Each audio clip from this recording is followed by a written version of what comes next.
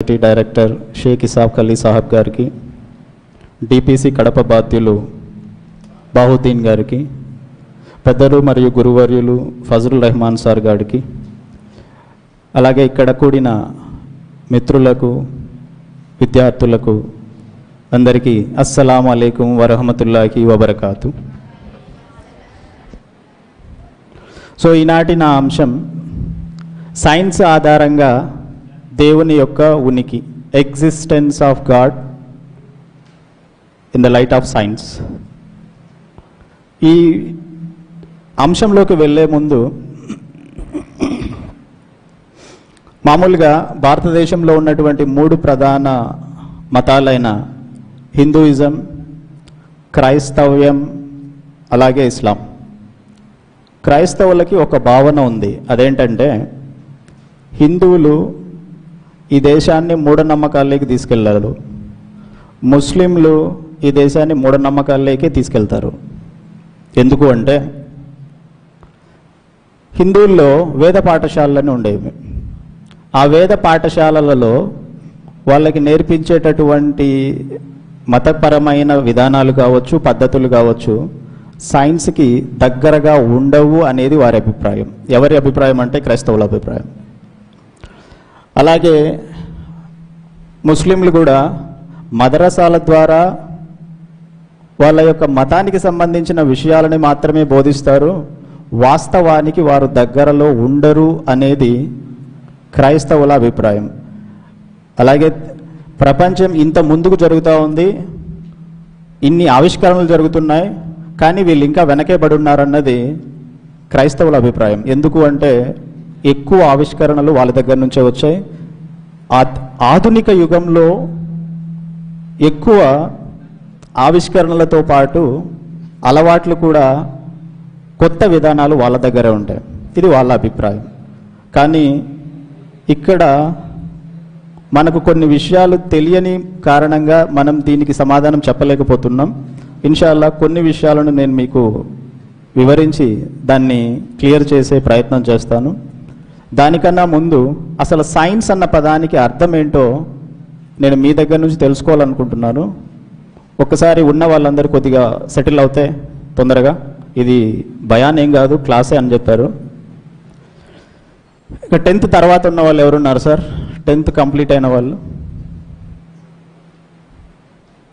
మీ పేరు sir? What is men by science? Science అంటే ఏంటి? మీరు 10వ తరగతి దాకా సైన్స్ చదివేశారు కదా. సైన్స్ అనే పదానికి అర్థం ఏంటి? ఏంటి సైన్స్ అంటే? ఇంకా ఎంత చేతులు ఎత్తిన వాళ్ళు ఇంకెవరైనా చెప్పగలరా సార్? Please sir.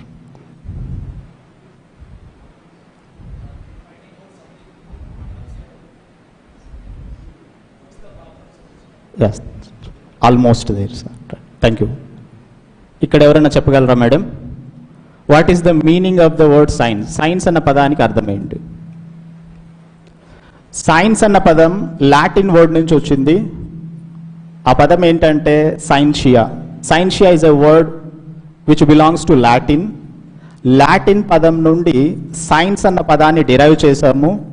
లాటిన్లో సైన్షియా అన్న పదానికి మీనింగ్ నాలెడ్జ్. అలాంటి పదమే అరబిక్లో ఇల్మ్ అన్న పదంతో వాడతాం. సో మొత్తానికి సైన్స్ అన్న పదానికి అర్థమే నాలెడ్జ్. సో నాలెడ్జ్ అంటూనే సార్ లేదా? Okay sir please. So knowledge అంటూనే సైన్స్కి ఒక చిన్న మీనింగ్ ఒకటి ఇక్కడ మనం అర్థం చేసుకున్నాం, నాలెడ్జ్ అని. ఇంకొక విషయం ఏంటంటే నమ్మకానికి దగ్గరగా ఉండేది సైన్స్, మూఢనమ్మకానికి చాలా దూరంగా ఉండేది సైన్స్. నమ్మకానికి మూఢనమ్మకానికి మధ్యలో సైన్స్ అన్న పదం మనకు చాలా ఎక్కువ కనిపిస్తూ ఉంటుంది. ఉదాహరణకి దిష్టి తగిలిందనుకోండి, ఏమో వేస్తాం మనం, వాటరు, అలాగే సున్నము, పసుపు పొడి పడతారా? అలా దిష్టి తీస్తే దిష్టి మామూలుగా దాన్ని యూజ్ చేస్తే దిష్టి పోతుందనేది నమ్మకమో మూఢనమ్మకమో చేసే వాళ్ళకే తెలియాలి. ఇలా మూఢనమ్మకాల్లో ఉన్నప్పుడు సైంటిఫిక్ ఆధారాలు చూపించి వాళ్ళు ఏమన్నారు అంటే సైన్స్ డెవలప్ అవుతున్న కొద్దీ మీరు పాటించే పద్ధతులన్నీ పనికిరానివి, మీరు ఏవైతే మతపరమైన విధానాల పేరు పెట్టి ఏ ఆచరణలు అయితే చేస్తున్నారో ఈ ఆచరణలన్నీ మిమ్మల్ని ముందుకు తీసుకెళ్ళవు, మిమ్మల్ని వెనక్కి తీసుకెళ్తాయి. కాబట్టే ఇవన్నీ తప్పుడు పద్ధతులు అని చెప్పి సైన్స్ తెలిసిన వాళ్ళు వాళ్ళ యొక్క భావనలు పెంచుకుంటూ వచ్చి ఒకానొక స్థితికి వరకు వచ్చి ఎంతవరకు వచ్చేసారంటే మీరు ఏ పద్ధతులు అయితే పాటిస్తున్నారో ఆ పద్ధతుల్లో దేవుడే లేడు, అసలు దేవుడు లేడు, సైన్స్ తప్ప దేవుడు లేడు, ఇంతవరకు వచ్చేసింది ఫస్ట్. దీనికి కారణం మనం పాటించిన పద్ధతులు. ఆ పద్ధతుల్లో 2 రకాలు ఉన్నాయి. ఒకటి నమ్మకాలు ఉన్నాయి, 2 మూఢనమ్మకాలు ఉన్నాయి. మూఢనమ్మకాలకి ఎవిడెన్స్ లేదు, నమ్మకానికి ఎవిడెన్స్ ఉంది. ఈ రెండిటికి మధ్యలో సైన్స్ ఉంది. అలా కంప్లీట్గా ముందుకు వెళ్ళదు, కంప్లీట్గా వెనక్కి రాదు. సో ఈ సైంటిఫిక్ పరంగా ఒకే ఒక రీజన్ చెప్తాను మీకు. వెహికల్స్ కొత్తగా కొన్నారనుకోండి, నిమ్మకాయలు పెట్టి ముందుకు దొబ్బుతూ ఉంటారు. దానికి రీజన్ నమ్మకము, మూఢనమ్మకాలు 2 ఉన్నాయి. దాన్ని ఇప్పుడు తయారవుతున్న వెహికల్స్కి టైర్లు రబ్బర్తో ఉన్నాయి, దాని కింద నిమ్మకాయలు పెడుతున్నారు. దానివల్ల నిమ్మకాయలకు అయ్యే ఖర్చు తప్పితే ఒక్క ఉపయోగం లేదు. కానీ పాతకాలంలో గుర్రపు బండ్లు, ఎద్దుల బండ్లు ఏవైతే ఉన్నాయో అవి పరిగెట్టినప్పుడు వాటి కాళ్ళకి పుండ్లు అయ్యేటి, దెబ్బలు తగిలి, వాటి కింద నిమ్మకాయ పెట్టి తొక్కిచ్చేవాళ్ళు. నిమ్మకాయలో సిట్రిక్ యాసిడ్ ఉంటుంది. ఆ సిట్రిక్ యాసిడ్ ఆ దెబ్బ పైన పడినప్పుడు అది హీల్ అవుతుంది తొందరగా. అది రీజన్. కానీ దాన్నే మూఢనమ్మకం కిందికి మార్చేసి రబ్బర్ టైర్ కింద నిమ్మకాయ పెట్టి తొక్కిచ్చేస్తున్నాడు. సో ఇలాంటి పద్ధతులు పాటించడం వల్ల క్రైస్తవులు ముఖ్యంగా ఏం చెప్పడం మొదలుపెట్టారంటే, హిందువులు ముస్లింలు ఇద్దరూ అజ్ఞానులే, వాళ్ళకి సైన్స్ తెలియదు. వాళ్ళు మతపరమైన పద్ధతులు తప్పితే వాళ్ళకు సైన్స్కి చాలా దూరంగా ఉంటారు. బట్ ఖురాన్ మన దగ్గర అంతిమ దైవ గ్రంథం ఏదైతే ఉందో అందులో ఉన్న విషయాలు 100% సైంటిఫికల్లీ ప్రూవ్డ్. వాళ్ళ దగ్గర ఉన్న గ్రంథం అది కూడా మనం నమ్మే గ్రంథమే, కానీ దానికి సైంటిఫిక్గా ఏవైతే పద్ధతులు ఉన్నాయో అవి కాంట్రడిక్ట్ అవుతాయి, విరుద్ధంగా ఉంటాయి. ఆ విషయాలలో ఒక విషయాన్ని నేను మీతో పంచుకుంటాను ఇప్పుడు. ఎగ్జిస్టెన్స్ ఆఫ్ గాడ్ గురించి తెలిస్తే, దేవుని యొక్క ఉనికి, నాకు ఈరోజు ఇచ్చిన అంశం దేవుని యొక్క ఉనికి, ఎగ్జిస్టెన్స్ అంటాం దాన్ని. దాన్ని సైంటిఫిక్గా ఎలా ప్రూవ్ చేస్తాం? దేవుణ్ణి ఎవరన్నా చూసామా సార్ ఇప్పటివరకు? చూడడం పాసిబుల్ అవుతుందా? అంటే మనం నమ్ముతున్నాం. ఈ నమ్మకాన్ని సైంటిఫిక్గా ఎలా ప్రూవ్ చేయగలుగుతాం? చూడని విషయాన్ని ఏదన్నా ఉంటే, ఫర్ ఎగ్జాంపుల్ ఒక దారి ఉంది, ఇటువైపు కొన్ని అనిమల్స్ వెళ్ళాయని నాకు తెలియదు, కానీ కింద ఉన్న గుర్తుల్ని బట్టి నేను చెప్తున్నాను ఇటువైపు వెళ్ళింది ఏ గోట్ వెళ్ళిందో లేదంటే బఫెలో వెళ్ళిందో ఏదో తెలియదు నాకు మొత్తానికి. ఆ పాద చిహ్నాలను బేస్ చేసుకొని ఇలా వెళ్ళిండొచ్చు అనిమల్ అని చెప్పగలను. అలాగే మనం ఎగ్జిస్టెన్స్ ఆఫ్ గాడ్ని ప్రూవ్ చేయడానికి మనకు కూడా కొన్ని గుర్తులు ఉన్నాయి. ఏంటా గుర్తులు? సైన్స్ ఏం చెప్తుందంటే, మీరు ఎక్కడున్నారనుకుంటున్నారు? ఫర్ ఎగ్జాంపుల్ భూమి పైన ఉన్నారు. భూమి గురించి మాట్లాడాలంటే మనం ఒక్కసారి భూమి గురించే కాకుండా టోటల్ యూనివర్స్ గురించి మొత్తం మాట్లాడితే, యూనివర్స్కి సంబంధించి దాన్ని ఎలా నిర్వచిస్తారు, ఎలా డిఫైన్ చేస్తారంటే, it is a vast unimaginable space. మీరు ఊహించలేనంత ఒక పెద్ద స్థలాన్ని, ఒక పెద్ద ప్రదేశాన్ని యూనివర్స్ అంటారు, విశ్వం అంటారు తెలుగులో. ఎందుకు అనాల్సి వచ్చింది ఆ పదాన్ని? ఎర్త్ మామూలుగా మీరు ఇక్కడి నుంచి మీ ఊరికి వెళ్ళాలనుకోండి, రాజంపేట, ఈ నుంచి బస్ స్టాండ్కి వెళ్ళాలంటే 15 నిమిషాలు, బస్ స్టాండ్ నుంచి బస్సు ఎక్కితే గంటన్నర తర్వాత ఇంటికి వెళ్ళాలంటే 15 నిమిషాలు. మొత్తం మీ మైండ్లో ఇమాజినేషన్ పడిపోతుంది, ఎప్పుడు మొదలవుతాం, ఎప్పుడు ఇంటికి వెళ్తాం. అదే ఒక సముద్రం ఒడ్డున నిలబడి అటువైపు గురించి ఆలోచించండి, ఇది ఊహించడం పాసిబుల్ అవుతుందా? ఇప్పుడు ఊహించినంత ఈజీగా ఇది పాసిబుల్ అవుతుందా? ఆఫ్టర్ ఆల్ మనం ఒక ఎర్త్ గురిలో ఉన్న సముద్రం గురించి ఆలోచించకపోతే, ఎర్త్తో పోలిస్తే సన్ 13.3 lakh టైమ్స్ పెద్దవాడు, 13.3 లక్షల రెట్లు పెద్దది సూర్యుడు. దేంతో పోలిస్తే ఎర్త్తో పోలిస్తే. అంటే ఒక ఎర్త్ని ఒక చిన్న బ్లాక్ లాగా ఒక సన్ని పెద్ద బ్లాక్ లాగా తీసుకుంటే దాంట్లో 13.3 lakh ఎర్త్ని ఫిల్ చేయొచ్చు, అంత పెద్దది సన్. మరి ఎర్త్ సైజే ఊహించలేనప్పుడు సన్ సైజ్ ఊహించడం ఇంపాసిబుల్, అంతటితో అయిపోలేదు. ఆ సన్ని దాని చుట్టూ ఉన్న ప్లానెట్స్ అన్నింటినీ కలిపి ఒక్క సోలార్ ఫ్యామిలీ అంటారు. మన సోలార్ ఫ్యామిలీ ఏ గెలాక్సీలో ఉంది? మిల్కీ వే గెలాక్సీలో ఉంది. ఇంతకు గెలాక్సీ అంటే ఏంటి? ఇలాంటి సోలార్ ఫ్యామిలీస్ అన్ని కొన్ని లక్షలు కలిపితే ఒక గెలాక్సీ. మళ్ళీ యూనివర్స్ అంటే ఏంటి? ఇలాంటి గెలాక్సీలు లక్షలు కలిపితే యూనివర్సులు. ఇది ఊహించడం అనేది ఇంపాసిబుల్. మరి ఇంత చెప్పిన తర్వాత యూనివర్స్ ఏమన్నా కాన్స్టాంట్గా ఉందా? లేదు. యూనివర్స్ రోజు రోజుకు ఎక్స్పాండ్ అవుతూనే ఉంది. It is not constant. అది ఆగిలేదు, పెరుగుతూనే ఉంది.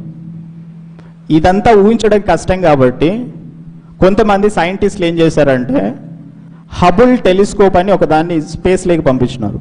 మీరు చదివిన సైన్స్ అంతా దీనికి సంబంధించింది. మీరు 5వ తరగతి నుంచి 6వ తరగతి నుంచి సైన్స్ పుస్తకాల్లో ఏం చదివారో మొత్తం ఈ హబుల్ టెలిస్కోప్ మనకి ఇచ్చిన ఇన్ఫర్మేషన్.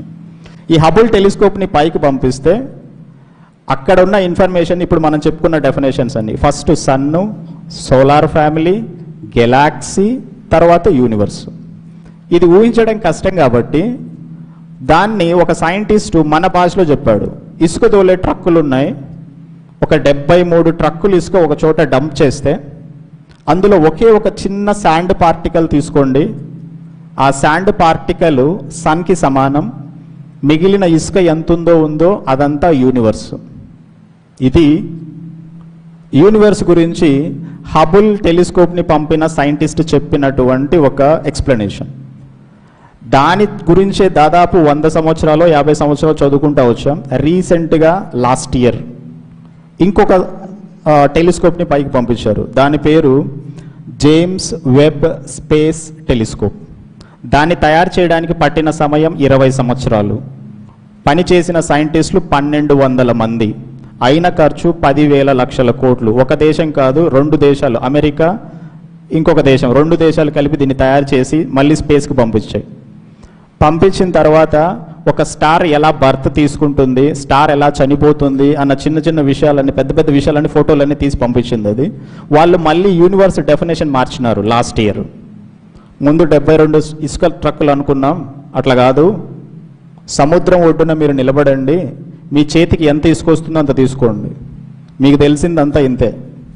మీరు అనుకుంటున్నారు మిల్కీ వే గెలాక్సీ మాకు తెలుసు, పక్కనున్న ఆండ్రోమెడా గెలాక్సీ మాకు తెలుసు, ఎర్త్ పైన ఉన్నది ఏమేమో మాకు తెలుసు, ఎంత కలిపి మీకు తెలిసిందంతా మీ చేతిలో ఉన్న ఇసుక. మీకు తెలియంది సముద్రం బీచ్లో ఇంకా ఎంత ఇసుకుందో అంత యూనివర్స్ ఉంది, అదంతా మీకు తెలియదు. ఇదంతా యూనివర్స్.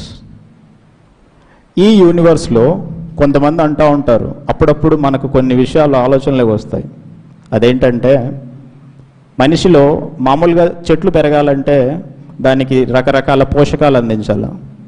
మనిషి మైండ్లో ఒక విషయం ఏమీ లేకుండానే పెరిగిపోతుంది, అహంకారం అని. దానికి నీరు అవసరం లేదు, పోషకాలు అవసరం లేదు, ఏం అవసరం లేదు. నన్నంటావా అన్న విషయం వచ్చేస్తుంది మనలో మైండ్ లోపల. మరి నన్ను అన్న పదాన్ని ఆలోచించినప్పుడు ఒకసారి గమనించండి, ఎంత మీరు ఇంత పెద్ద యూనివర్స్లో, ఇంతో చిన్న ఎర్త్లో, ఆ ఎర్త్లో కూడా 4 భాగాలు ఎర్త్ని చేస్తే 3 భాగాలు నీళ్లున్నాయి, 1 భాగమే ల్యాండ్ ఉంది.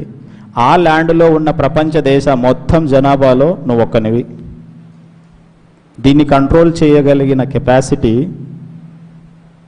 ఎవరి వల్ల అయ్యే పని కాదు, అవునా కాదా?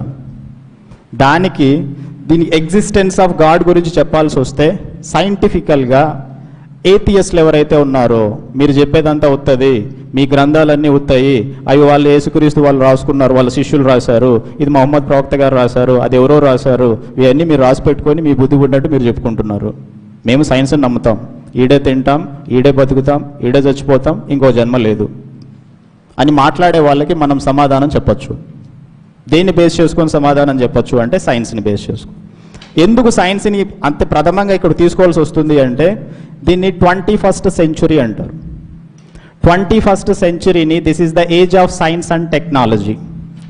దాన్ని ఎలా పిలుస్తారు, 21st సెంచురీని this is called age of science and technology అని పిలుస్తాం. So age of science and technology అని పిలిచి దాన్ని ఎంతవరకు సైన్స్ వచ్చేసిందంటే ఆర్టిఫిషియల్ ఇంటెలిజెన్స్, మనిషి యొక్క ప్రమేయం లేకుండానే చాలా పనులు మిషన్లే తయారు చేసేస్తున్నాయి, అంతవరకు వచ్చేసాం. సో అంత రేంజ్కి వచ్చిన తర్వాత నీ సైన్స్కి చేతగాని విషయాలు కొన్ని ఉన్నాయి, నీ సైన్స్కి అందని విషయాలు కొన్ని ఉన్నాయని మనం ఎక్స్ప్లెయిన్ చేయాలి అంటే ఎగ్జిస్టెన్స్ ఆఫ్ గాడ్ని ప్రూవ్ చేసినట్టే. నీ సైన్స్కి తెలియని విషయాలు ఏంటి, అందులో మొట్టమొదటిది జార్జ్ లామెట్రీ. ఇతని పేరు జార్జ్ లామెట్రీ, ఈయనని father of big bang theory అంటారు.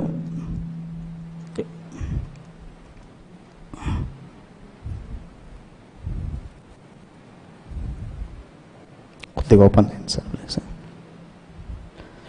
సో బిగ్ బ్యాంగ్ థియరీ అంటే విశ్వం ఎలా, ఇంతవరకు మనం మాట్లాడిన టోటల్ యూనివర్స్ ఎలా ఎగ్జిస్టెన్స్ లేక వచ్చింది అంటే సైన్స్ వాళ్ళు చెప్పేటటువంటి ఒకే ఒక theory big bang theory. Big bang theory, big bang అంటే అర్థం బ్లాస్ట్, విస్ఫోటనం. ముందుగా థ్యాంక్ యూ సార్.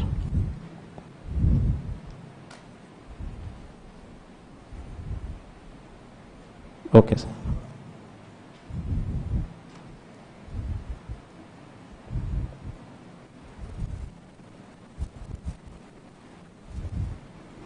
సో ఈ బిగ్ బ్యాంగ్ థియరీని ప్రపోజ్ చేసిన సైంటిస్ట్ జార్జ్ లామెట్రీ. ఆయన Catholic priest, Belgian scientist, father of big bang theory. విశ్వం ఎలా పుట్టింది అని చెప్పింది ప్లీజ్. సో విశ్వం ఎలా పుట్టింది అని చెప్పిన సైంటిస్ట్ ఈరు జార్జ్ లామెట్రీ అని ఆయన. దానికి పెట్టిన పేరు బిగ్ బ్యాంగ్ థియరీ. ఈయన ఎవరు అంటే బెల్జియన్ సైంటిస్ట్, ఆయనే క్యాథలిక్ ప్రీస్ట్. ఇతను ఏం చెప్పాడు అంటే ఆకాశము, భూమి, అలాగే ఇప్పుడు మీరు చూస్తున్న పదార్థం మొత్తం ఒకే పదార్థంగా ఉండేది. రీజన్ తెలీదు, ఏమైందో తెలీదు, బ్లాస్ట్ అయింది. బ్లాస్ట్ అయ్యి తర్వాత అవి గెలాక్సీలుగా, సోలార్ ఫ్యామిలీలుగా, మనం చూస్తున్నటువంటి స్టార్స్గా విడిపోయింది. ఇంతే చెప్పేది సైన్స్, ఇంతకు మించి ఇంకేం చెప్పరు దీన్ని. వీళ్ళు చెప్పలేని ఒక విషయం ఏంటి అంటే అది ఎందుకు బ్లాస్ట్ అయిందో తెలియదు. కానీ సైన్సే ఏం చెప్తుందంటే బయట నుండి ఒక ఫోర్స్ లేకుండా ఏది బ్లాస్ట్ అవ్వదు. ఒక ఆబ్జెక్ట్ని ఇలా వదిలేస్తే నువ్వు మళ్ళీ దాన్ని దొబ్బలంత వరకు, ఫోర్స్ని అప్లై చేయనంత వరకు ఆగి ఉన్నది ఆగే ఉంటుంది, కదిలి ఉన్నది కదులుతూనే ఉంటుంది. మరి అలాంటిది టోటల్ ఈ సబ్స్టెన్స్ అంతా కూడా ముందు ఒకే రకంగా ఉందంటే బ్లాస్ట్ అయిందంటారు. ఎందుకు అంటే ఎవరు చెప్పరు. పోనీ అది దానంతట అది బ్లాస్ట్ అవ్వడానికి సైంటిఫిక్గా రీజన్ ఏమన్నా ఉందంటే ఏదీ లేదు. బయట నుండి ఎక్స్టర్నల్గా ఒక ఫోర్స్ పని చేయనంత వరకు ఏ సబ్స్టెన్స్ అయినా దాని స్టేట్ని మార్చుకోలేదు, అలాగే అది బ్లాస్ట్ అవ్వడం కూడా జరగదు. ఎక్స్టర్నల్ ఫోర్స్ కంపల్సరీగా ఉండాలి. సో ఇది ఈయన చెప్పాడు. దీని ప్రకారం విశ్వం తయారైందని చెప్పి ఈయన అంటాడు. బ్లాస్ట్ అయ్యి బయటకు వచ్చింది. బయటకు వచ్చిన తర్వాత కొన్ని ముద్దలుగా ఉన్నవి చల్లారిపోయినాయి. చల్లారిపోయి అవి దేనిలాగా తయారైనాయి, ప్లానెట్స్ లాగా తయారైనాయి. ఇంకా చల్లారకుండా మండుతూ ఉన్నది ఏంటి, స్టార్. స్టార్ కూడా ఎప్పుడో ఒక రోజు దాంట్లో ఉన్న ఫ్యూయల్ అయిపోతే అది కూడా పుట్ ఆఫ్ అయిపోతుంది, ఫ్లేమ్. అప్పుడు పుట్ ఆఫ్ అయిపోయిన తర్వాత మిగిలిన ప్లానెట్స్ అన్ని దాంట్లో పోతాయి, మళ్ళీ పోతుంది. దాన్ని బ్లాక్ హోల్స్ అంటాం. ఇలా ఉంటుందని చెప్పి వీళ్ళు చెప్పారు. మరి వీళ్ళు చెప్పిన ఇదే థియరీని మీరు కాంట్రడిక్ట్గా ఎన్ని క్వశ్చన్స్ వేయచ్చు. ఇందులో first question, earth distance from sun. సరే నువ్వు చెప్పావు బ్లాస్ట్ అయింది బయటకు వచ్చేసింది. మనిషి దేనిపైన ఉన్నాడంటే ఎర్త్ పైన ఉన్నాడు. సన్ నుండి ఎర్త్ ఎన్నో ప్లానెట్, మూడోది. ఫస్ట్ ఏది ఉంది, మెర్క్యూరీ ఉంది. మెర్క్యూరీ తర్వాత ఏది ఉంది, వీనస్ ఉంది. వీనస్ తర్వాత ఏముంది, ఎర్త్ ఉంది. బ్లాస్ట్ అయి బయటకు వచ్చింది కదా, అన్ని దానంతట అవే వచ్చేసాయి కదా. ఎర్త్ కూడా అలాగే వచ్చింది. బట్ ఎర్త్కి కొన్ని ప్రత్యేకమైనటువంటి లక్షణాలు ఉన్నాయి, దానివల్ల మాత్రమే మనం దానిపైన బ్రతకగలుగుతున్నాం. అవి ఏంటయ్యి? అందులో మొట్టమొదటిది ఎర్త్ డిస్టెన్స్ ఫ్రమ్ సన్. ఒకవేళ ఎర్త్ అనేది సన్ నుంచి రెండో ప్లానెట్ అయి ఉంటే, ఇప్పుడు వీనస్ ఎక్కడుందో అక్కడ ఎర్త్ గిన ఉండి ఉంటే అక్కడ నుండి వస్తున్న సన్లైట్ ఇప్పుడు మామూలుగా 46 47 పరిస్థితి దిక్కు తెలియడంలా, అవునా కదా సార్? మరి అలాంటిది సెకండ్ ప్లేస్లో ఉండుంటే రోస్టే చికెన్ 65 మటన్ ఏదో తెలియదు, ఇంకా అంతే పరిస్థితి, మనుషులు బ్రతికే ఛాన్సే లేదు. మరి అలా కాకుండా థర్డ్ ప్లానెట్ కాకుండా ఫోర్త్ ప్లానెట్ అయ్యింటే, ఎర్త్ పైన ఆల్రెడీ నార్త్ పోల్ దగ్గర సౌత్ పోల్ దగ్గర వాటర్ మొత్తం ఫ్రీజ్ అయిపోయింది, గడ్డ ఎక్కువైంది, గడ్డలు గడ్డ ఉన్నాయి. మరి అలాంటిది ఫోర్త్ ప్లానెట్ అయింటే మిగిలిన రివర్స్లో ఉన్న వాటరు, ఓషన్స్లో ఉన్న వాటర్ మొత్తం ఫ్రీజ్ అయిపోయేది, వాటర్ తాగడానికి ఉండేది, లిక్విడ్ ఫామ్లో వాటర్ దొరికేది కాదు. సో ఇక్కడ ఉన్న మొట్టమొదటి ప్రత్యేక లక్షణం ఏంటి అంటే exact distance of the earth from sun. సూర్యుని నుండి ఎర్త్ అనేది ఒక ప్రత్యేకమైన కరెక్ట్ దూరంలో ఉంది. ఇది ఫస్ట్ది. ఈ విషయం చెప్పిన వెంటనే ఏథియస్ట్ ఒప్పుకోలేదనుకో, బ్లాస్ట్ అయ్యింది, పడింది, ఏదో ఒకటి అలా వచ్చిందిలే అని అన్నాడు అనుకో, ఏం మనం దాంతో అగ్రిమెంట్ చేయదు, ఓకే లెట్ ఇట్ గో, వదిలేయండి. ఇంకొక విషయం మాట్లాడదాం. ఓజోన్ లేయర్,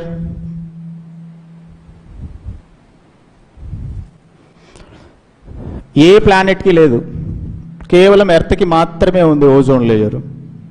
ఓజోన్ లేయర్ గిన ఎర్త్కి లేకపోతే సన్ నుంచి వచ్చే లైట్ రేస్లో అల్ట్రా వైలెట్ రేస్ డైరెక్ట్గా మన స్కిన్ పైన పడితే దాదాపుగా 70 రకాల స్కిన్ క్యాన్సర్స్ వస్తాయని చెప్పి డాక్టర్లు అంటారు. ఓజోన్ లేయర్ ఏ ప్లానెట్కి లేదు, ఎందుకు ఎర్త్కి మాత్రమే తయారైంది? దాన్ని కూడా వాళ్ళు ఒప్పుకోలేదు అనుకుందాం, అంత తొందరగా ఒప్పుకోరు వాళ్ళు. ఓకే ఒప్పుకోలేదనుకో, సర్లే సార్ పోనండి, వదిలేండి. ఇంకో విషయం మాట్లాడదాం. అట్మాస్ఫియర్,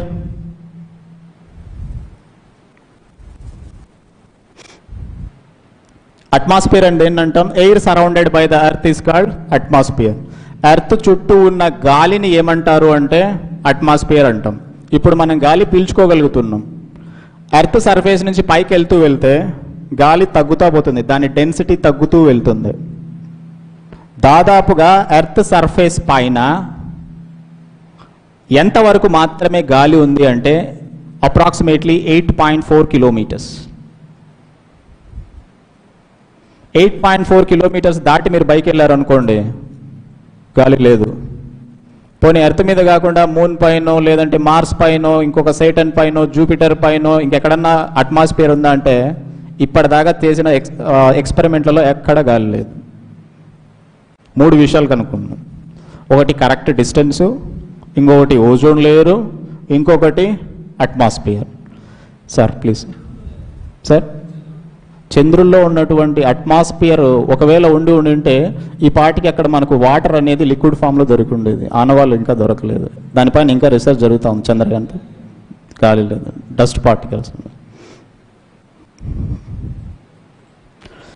సో అట్మాస్ఫియర్ 8.4 కిలోమీటర్స్ ఉందని చెప్పుకున్నాం. దీని తర్వాత earth is the only planet liquid, solid, gas, ఈ 3 స్టేట్స్లో వాటర్ దొరికేటటువంటి ఒకే ఒక ప్లానెట్ ఏదన్నా ఉందంటే ఎర్త్.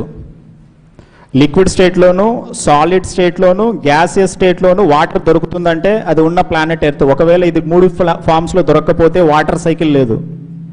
ఇది ఇలా లేదనుకోండి, there is no water cycle. Water cycle అంటే సన్లైట్ రావడం, వాటర్ మొత్తం లిక్విడ్ నుండి వేపర్ లాగా మారడం, మళ్ళీ కండెన్సేషన్ జరిగి వర్షం పడడం, ఇదంతా జరగదు ఇది లేకపోతే. మిగిలిన దాంట్లో ఇవి లేవు. నెక్స్ట్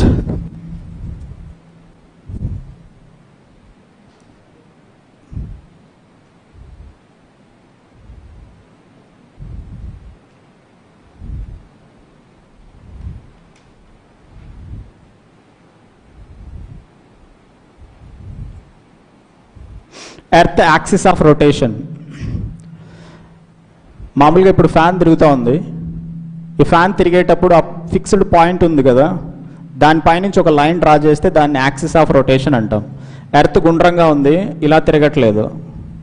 ఎర్త్ మీరు గ్లోబ్ చూసుంటారు ఎక్కడన్నా టేబుల్ పైన.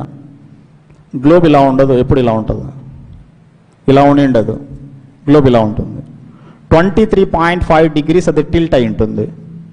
నా చిన్నప్పుడు నేను అనుకునేవాడిని దీన్ని తయారు చేసేవాడు ఎవరో కరెక్ట్గా తయారు చేయాలా, ఇట్టేమో ఉంది అనుకున్నా. కరెక్ట్గా తయారు చేయలేదేమో నేను అనుకున్నాను, నాకు తెలియదు సైన్స్ అప్పుడు. ఇంకో చోట చూస్తే అది కూడా ఇట్లే ఉంది. ఫైనల్గా రీజన్ కనుక్కుంటే ఎర్త్ ఉండడమే అలా ఉందంట. 23.5 degrees టిల్ట్ అయింది. ఒకవేళ 23.5 degrees చిన్న విషయం ఇది టిల్ట్ అవ్వకపోతే ఏమయ్యేది? ఒక్క సీజన్ కూడా ఫామ్ అవ్వదు. సీజన్స్ ఫామ్ అవ్వాలంటే సన్లైట్ ఎర్త్ సర్ఫేస్ పైన డిఫరెంట్ రీజియన్స్లో డిఫరెంట్ ఇంటెన్సిటీస్లో పడాలి. ఎర్లీ మార్నింగ్ సన్లైట్ వస్తుంది, ఆ లైట్ ఇంత హాట్గా ఉంటుందా? కూల్గా ఉంటుంది. ఎందుకంటే లైట్ రేస్ స్లాంట్గా పడతాయి. డైరెక్ట్గా పడడం వేరు, స్లాంట్గా పడడం వేరు. సో అలా ఇది టిల్ట్ అవ్వడం వల్ల డిఫరెంట్ రీజియన్స్లో డిఫరెంట్ యాంగిల్స్లో పడుతుంది. అందువల్ల సీజన్స్ ఫామ్ అవుతాయి. సో ఇవన్నీ గమనించిన తర్వాత ఫైనల్గా మనకు అర్థం అవ్వాల్సిన విషయం ఏంటి అంటే, ఇది ఏ ఏథియస్ట్కి చెప్పినా ఏదో 1-2 అంటే కాదంటారు, ఇంక అన్నీ కాదన్నారంటే ఇంక మనం ఏం చేయలేం. సో వాళ్ళందరికీ ఇలా సైంటిఫిక్ రీజన్స్ చెప్పి మనం ఏం ప్రూవ్ చేయొచ్చు అంటే, ఒక బాక్స్ తీసుకోండి, ఒక డబ్బా, నువ్వేమన్నావు పగిలి బయటకు వస్తే మొత్తం ఏమైంది? యూనివర్స్ ఫామ్ అయింది. దాంతో red colour paint, green colour paint, అన్ని పెయింట్లు తీసి గోడ కొట్టినాం అనుకో, బుద్ధిబుడిన పిచ్చి బొమ్మ వస్తుందా, ఒక బటర్ఫ్లై వస్తుందా అంటే ఏం చెప్తాం? పిచ్చి బొమ్మే వస్తుంది. కానీ ఇక్కడ అతను చెప్పింది బ్లాస్ట్ అయి బయటకు వస్తే ఇలా ఎర్త్ అనేది బటర్ఫ్లై లాగా ఉంది. దానికి ఎక్కడ బ్లాక్ వాడాలా, ఎక్కడ ఎల్లో వాడాలా, ఎక్కడ ఐస్ ఉండాలి, ఎగ్జాక్ట్గా దీన్ని ఎంబిడెడ్ అంటాం, పొదగా పడడం. అలా ఉంది ఎర్త్ మోడల్. కాబట్టి అది బ్లాస్ట్ అయ్యి దానంతటా అది రాలేదు, దాన్ని ఎవరో తయారు చేసి పెట్టారు. ఆ తయారు చేసిన పెట్టిన సూపర్ న్యాచురల్ పవర్నే మేము క్రియేటర్ అని పిలుస్తాము. మా ఈ గుడ్డి నమ్మకాలు కాదు అని చెప్పి మనం ప్రూవ్ చేయొచ్చు. సో ఈ విధంగా ఈ మొత్తం కలుక్కున్న ఇదంతా తెలిసి సైంటిస్టులకు ఎప్పుడు తెలుసు? ఒక 100 years, 1400 సంవత్సరాల క్రితమే మహమ్మద్ ప్రవక్త గారి పైన అవతరించిన ఖురాన్ గ్రంథంలో 21, ఐ థింక్, ఒక్క సెకండ్ ప్లీజ్,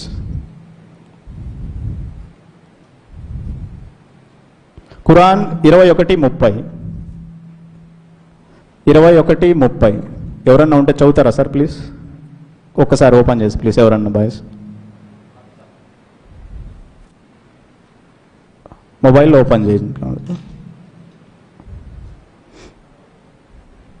మీకు ఎవరైనా ఉంటే చెప్పండి మేడం, ఎవరి దగ్గర అయినా.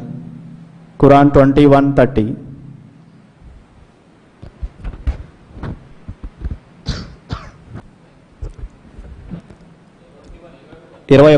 సార్.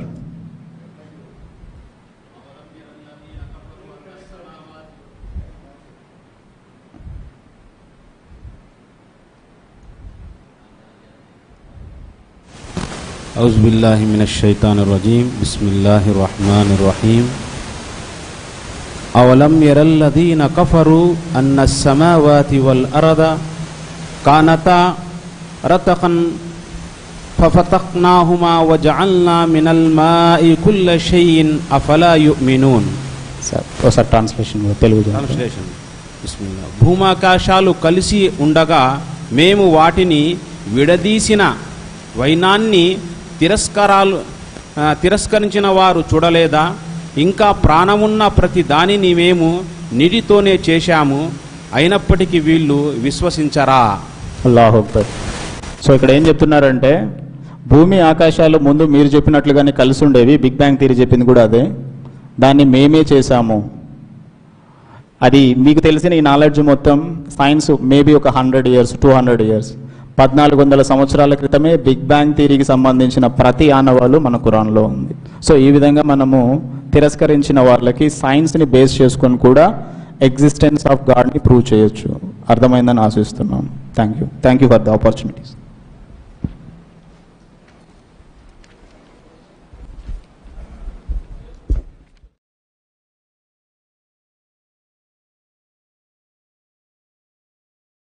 అడగవచ్చు క్వశ్చన్స్ ఏమైనా ఉంటాయి.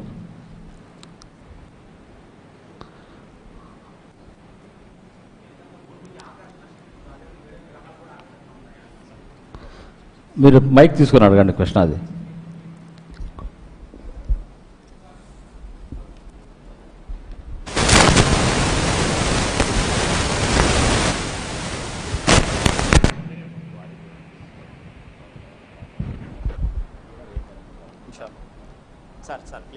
మాషాల్లా, చాలా చక్కగా వివరించారు. శుక్రియా సార్. ప్రశ్న ఏమంటే, ఏ విధంగా అయితే భూమికి ఆకర్షణ గురుత్వాకర్షణ శక్తి ఉందో ఆ విధంగా వేరే గ్రహాలకు ఉన్నాయా? అయితే భూమి గురించి వివరించారు ఈ ఉన్నాయని చెప్పి, అలా వేటికి కూడా ఉన్నాయా అని నా డౌట్. సార్ ఇవి రెండు మ్యాగ్నెట్లు సార్. ఈ రెండింటిని ఇలా వదిలితే ఇది దాన్ని ఎంత ఫోర్స్తో లాగుతుందో ఇది కూడా దీన్ని అంతే ఫోర్స్తో లాగుతుంది. దేని వైపు ఏది వెళ్తుందో ఇక్కడ అర్థం కాదు. ఇదంతా మ్యాగ్నెట్ అనుకోండి, ఇది ఇలా వదిలిదాం అనుకో, ఇక్కడ ఇది రాదు పైకి, ఇది కిందికి వెళ్తుంది. భూమి పైన ఎలా గ్రావిటేషనల్ ఫోర్స్ ఉందో ప్రతి ప్లానెట్కి గ్రావిటేషనల్ ఫోర్స్ ఉంది. సైన్స్ ఏం చెప్తుందంటే ఇంకొద్దిగా పైకి వెళ్తే అవి పెద్ద పెద్ద వస్తువులు కాబట్టి వాటిపైన గ్రావిటేషనల్ ఫోర్స్ అనేది మీకు కనిపిస్తూ ఉంది. బరువు ఉన్న ప్రతి రెండు ఆబ్జెక్టుల మధ్యలో గ్రావిటేషనల్ ఫోర్స్ ఉంది. మీకు ఆ మైక్కి మధ్య గ్రావిటేషనల్ ఫోర్స్ ఉంది ఇప్పుడు, కానీ సైజులో డిఫరెన్స్ వల్ల అది మీకు కనిపించదు.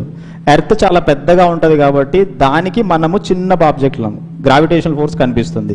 కేవలం ఈ రెండే కాదు, యూనివర్స్లో ఉన్న మొత్తం రెండు ఆబ్జెక్టులు బరువు ఉంటే ఆ రెండు బరువు ఉన్న ఆబ్జెక్టుల మధ్యలో గ్రావిటేషనల్ ఫోర్స్ ఉంది సార్. నిలబడవు. జజాకల్లా ఖైర్. Thank you sir.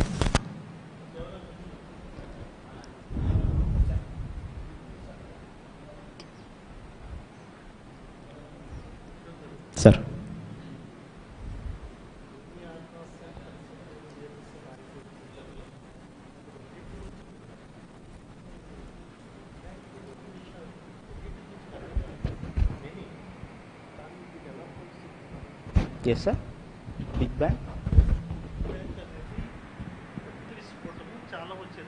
Okay sir.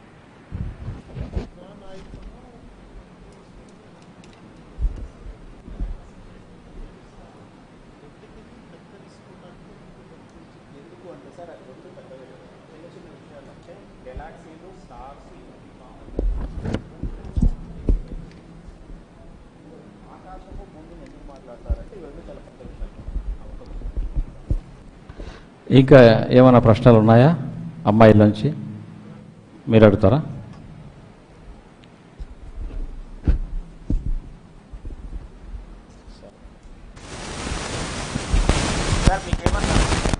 ఒక్క నిమిషం సార్. లాస్ట్ ఇయర్ నేను కూడా మీతో పాటు అక్కడే కూర్చున్నా. నాకు తెలిసిన నాలెడ్జ్ ప్రకారం ఏదో కొద్దిగా ట్రై చేశాను నేను. మీకు ఏ డౌట్ ఉన్నా అడగండి, తెలిస్తే ఇప్పుడే చెప్తా, తెలియకపోతే రేపు కనుక్కొని చెప్తా. No problem, whatever it may be. Sir please sir. వాలేకుం సలాం సార్. చాలా మంచి విషయాలు సైన్స్ పరంగా ఏ విధంగా అయితే హేతువాదాలకి మనం దావత్ చేయడానికి ఉపయోగపడతాయో ఆయతులన్నీ మంచిగా వివరించారు. చాలా సంవత్సరాల క్రితం నేను ఒక సైంటిస్ట్, అంటే famous scientist Einstein, which is leading total universe, there is some power which is leading total universe అని చెప్పేసి ఒక చోట విన్నాను. అంటే దాన్ని బేస్ చేసుకొని మనము ఇది ఎక్స్ప్లెయిన్ చేస్తే ఇన్షాల్లా ఇంకా మంచిగా, అంటే డీప్గా వాళ్ళకి ఎక్స్ప్లెనేషన్ ఇవ్వడానికి ఉపయోగపడుతుందని ఆశిస్తున్నాను. అంటే మీరు ఆ కొటేషన్ బేస్ చేసుకొని ఇంకా దీంట్లో ఏమన్నా ఉంది సార్? ఎట్లా? ఇక్కడ రెండు కొటేషన్లు మీరు చెప్పిన దాంట్లో రెండు కొటేషన్లు వాడచ్చు సార్. అందులో ఫస్ట్ కొటేషన్ ఏంటంటే, a little knowledge in science will make you an atheist, in depth knowledge in science will make you a believer. సైన్స్లో చిన్న చిన్న నాలెడ్జ్ ఉంటే నువ్వు ఏథియస్ట్ అవుతావు. ఏథియస్ట్ అంటే నమ్మకం లేనివని అడుగుతావు. In depth knowledge in science, science గురించి ఎప్పుడు పూర్తిగా తెలుసుకోవడానికి ట్రై చేస్తావో నువ్వు ఖచ్చితంగా ఒక విశ్వాసి అవుతావు. ఫ్రాన్సిస్ బేకన్ అన్నాడు ఇది. మీరు చెప్పిన కొటేషన్ ఒకసారి చెప్పండి sir. which is leading there is some power, there is some power which is leading total universe, there is an invisible power which runs this universe. ఆ సెంటెన్స్ యాజ్ ఇట్ ఈస్ గా ఉంది. ఈ రెండింటిని కూడా coat చేయొచ్చు. ఇక్కడ ఇంకొక చోట ఐన్స్టీన్ ఈ విధంగా కొటేషన్ అంటే ఆయన ఉల్లేఖించారు సార్, నమ్మకం లేనిది మతం గుడ్డిది, సైన్స్ అంటే నమ్మకానికి ఆధారంగా సైన్స్ పరంగా ఏదైతే ఎవిడెన్స్ ఉందో అలాంటి మతం ఆధారమైనది అని చెప్పి ఆయన ఇంకో చోట నాకు సార్ 25 నిమిషాలు ఇచ్చాడు సార్. దానివల్ల నేను దాన్ని ఇంకా కొన్ని విషయాలు ఉన్నాయి కన్క్లూడ్ చేశాను. అది కూడా ఉంది, కుంటిది మామూలు గుడ్డిదని వస్తుంది సెంటెన్స్ తెలుగులో, అది కూడా మంచి విషయం సార్. జజాకల్లాహ్ ఖైర్. Thank you sir.